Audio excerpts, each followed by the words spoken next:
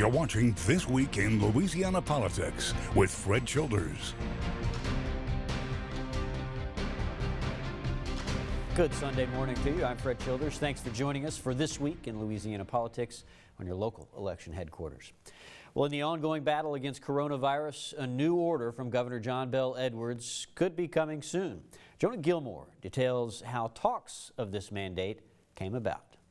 A shift in the number of COVID-19 related illnesses could bring the state closer to the norm we once knew. We've done a Herculean job of really turning around what was the fastest growth rate in the world. Wednesday, Governor Edwards announced a new mandate could soon be on the way, relaxing some of the current orders in place. As we transition into May, and obviously we're going to have to put out additional proclamations regarding the mitigation measures that are going to remain in effect, those that will be loosened, and then how. The possibility of relaxed orders comes on the heels of data showing the number of people being treated for the virus is down. The number of hospitalizations and vent usage is actually better. And so overall, we believe we are moving in a much better direction. He says as they look to normalize the state, safety and balance are essential. Try to reopen the economy while balancing the need to protect public safety and health. Then obviously we're going to be looking at some new measures. Now, the governor says although we are seeing a change, he'll be satisfied when he can report no one in our state has died from this virus.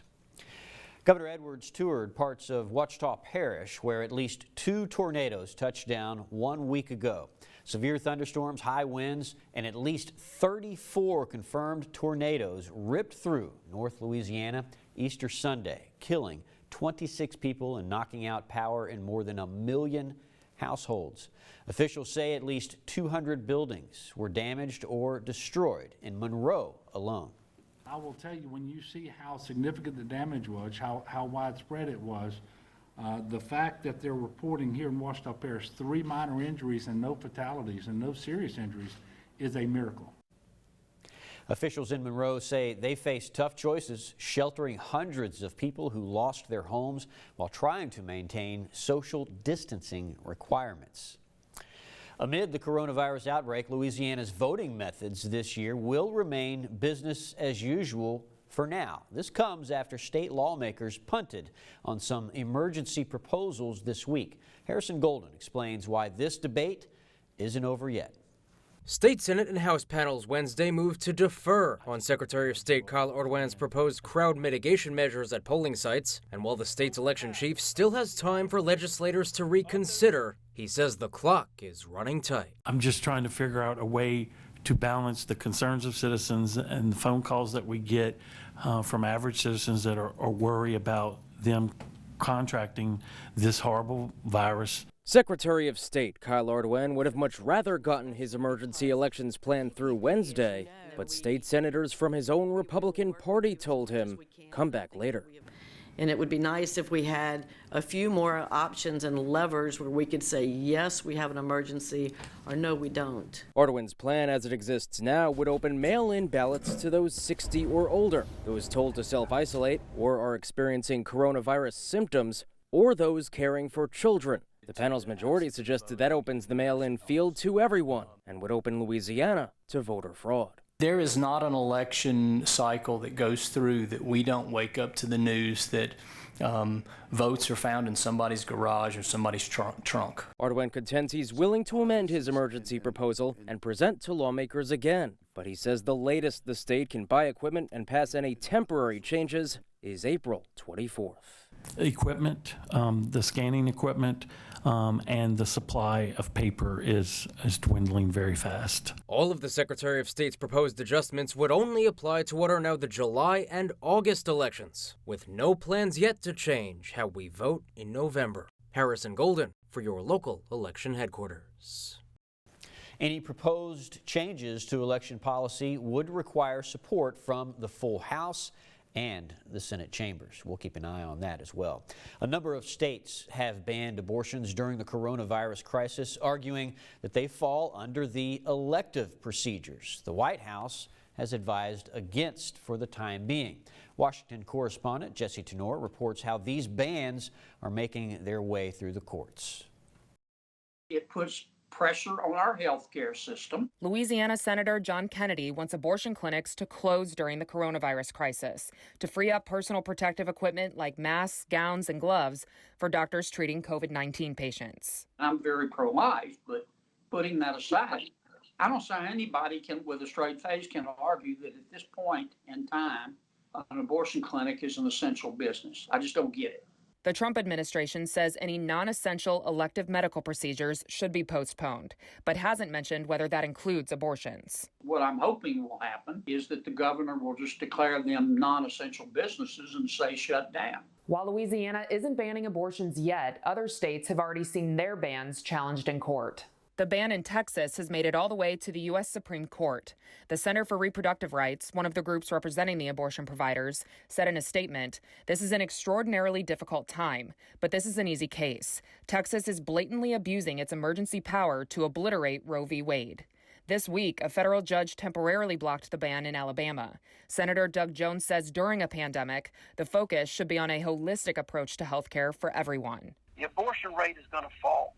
Just like the infant mortality rate is going to fall, just like the maternal mortality rate is going to fall. More court decisions on the bans could come down this week. In Washington, I'm Jesse Tenor. This week, festival organizers are waiting to make their next move when it comes to their events after one big event pulled out for the year.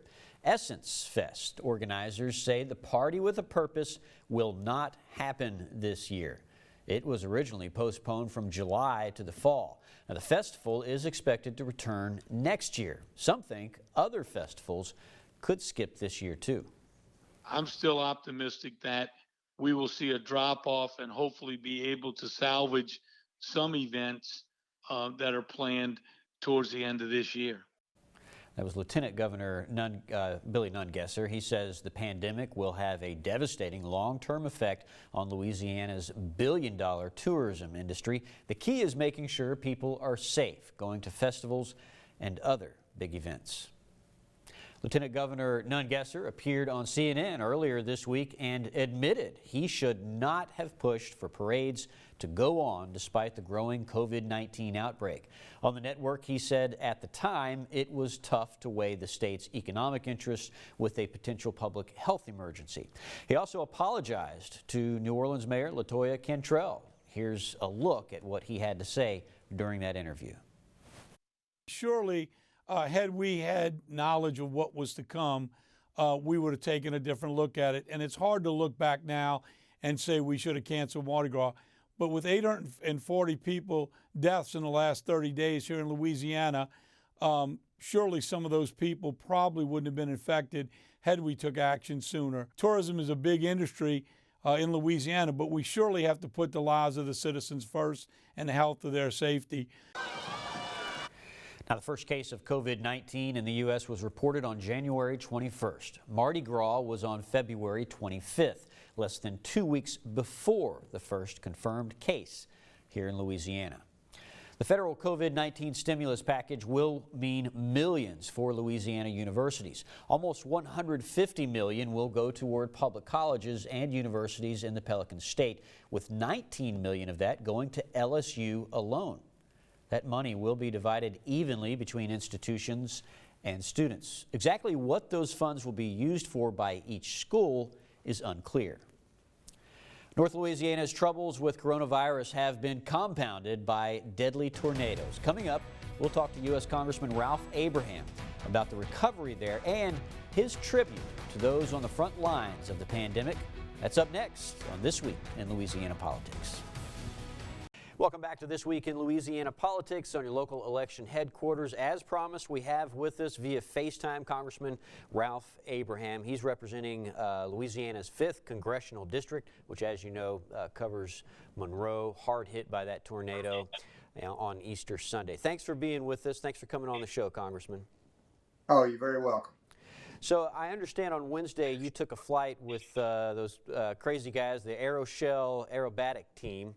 to sort of survey the damage and really as a sort of just to say hats off to our healthcare workers. What was that flight like? Tell me about it. Oh, it was phenomenal. These are some of the best pilots in the world, literally, and they have flown all over the world. And it was a tribute to our first responders, just a big, big thank you to our people that keep the power on, keep the gas leaks from becoming worse, our National Guard, our police, our fire, everyone that's on the front line, and certainly our nurses and our doctors. Could you give us an update on, well, both I guess the cleanup effort there and also, I mean, it's sort of a double whammy for you guys. What's it like dealing with this tornado recovery while dealing with a pandemic at the same time? Well, I mean, it's very tough. You know, we have very resilient people in Louisiana, but you know, it's tough times. The cleanup is starting. There are still down power lines. There are still many, many homes and businesses that are being assessed, being cleaned up. So it is a work in progress. So as we're sort of transitioning into the coronavirus topic here, I wanted to sort of just get your opinion on some of the drugs that are out there available for people, and even, you know, this effort to create a database to figure out who has had it. What are you hearing, just for sort of picking your doctor brain here? Well, look, I'm a big advocate of trying that hydroxychloroquine used at the appropriate time in the disease process.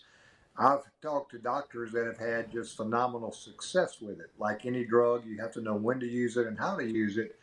But certainly that's a decision that should be between the patient or the patient's family and the physician. And I know that if I had a patient in ICU that you know, was literally dying of the coronavirus, I would suggest trying the drug. As far as testing for antibodies, that needs to be done. The president has said it needs to be done, and it is coming online as we speak. So once we get antibody testing, we know how many people have actually been exposed, made the antibodies, developed immunity, then we can get a better grasp on what we need to do to reopen this country. So a big part of reopening the country is people's confidence in a vaccine. How long do you think? Right. How long do you think we'll go before we have a vaccine? You know, I'm hoping it's less than a year, but I would say a ballpark figure is going to be a year. You've got to go through so much testing with a vaccine to make sure it's safe for the multitudes, and that just takes time, unfortunately.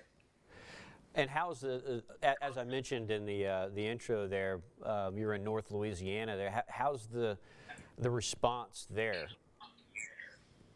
As far as the coronavirus? Right, yeah, because I know you guys are dealing with numbers every day just like we are in South Louisiana. Yeah, you know, in the rural areas, we're not getting hit as badly because people are more dispersed and spread out. Washita Parish, it certainly is one of the hot spots in northeast Louisiana. Shreveport's another one. You know, nothing up here is like New Orleans, though, and you know, hopefully we won't get there. But we're seeing it in every parish now, and hopefully it'll start to wane or at least flatten out. Right. The last time we talked to you, we sort of broke a little bit of news about you possibly being up for a position in President Trump's administration, possibly with the USDA. Do you have an update for us on that? No, we really don't, and that's, you know, totally up to President Trump. So, you know, I'll just see what happens down the road. All right, we'll be paying attention to it as well. I want to thank you, Congressman, for coming on our show, and I want to wish you luck in the recovery process up there in North Louisiana. Well, look, thank you for having me. We appreciate it. All right. Thank you, Congressman. All right. Welcome back to This Week in Louisiana Politics on your local election headquarters.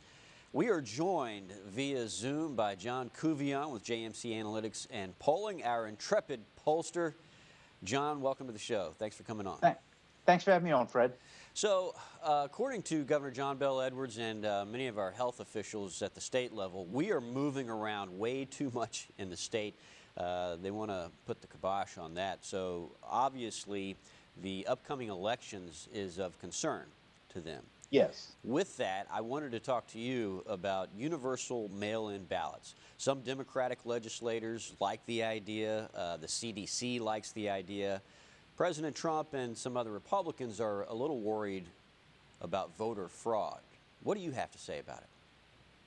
So I have some thoughts about it, both pro and con, because it's certainly a controversial issue. The first pro I'd like to mention is that 5 states already have 100% mail-in voting. They're generally out in the West. And also, too, it's a very convenient system because basically you get the ballot, you have as long as you want up until Election Day to decide who to vote for, and it's done. So you don't have to worry about lines at the polls. You don't have to worry about machine breakdowns, things like that. Now, a couple of the cons, though, one of the things I think that's worth mentioning is that in elections I've looked at in the past, only 3% of Louisiana voters actually currently vote by mail. So that would be an incredible ramp up to go from 3 to 100%, which of course is why Secretary Ardoin needed more time with the spring primaries. The other thing too, which I think would be an issue with mail-in voting, is in Louisiana, we're accustomed to having instantaneous reporting of the results. And under mail-in voting, that would go away because you're talking about the manual effort of having to scan in envelope after envelope after envelope, as opposed to just taking machine cartridges from voting machines and loading them into a computer. So to give you an example of how things could be under a mail-in world, in California, it takes them a month to count their ballots. And believe it or not, they're still counting votes from the March 4th primary election. I think Louisianians would not be able to accept the fact that they would have to wait, as Secretary Ardoin had mentioned, 13 days to get results. So that is a big change, is not only the ramp-up time, but the fact that you're not going to get instantaneous reporting of results, but it is a convenient way to vote because you just take your ballot, mark it up, and send it in.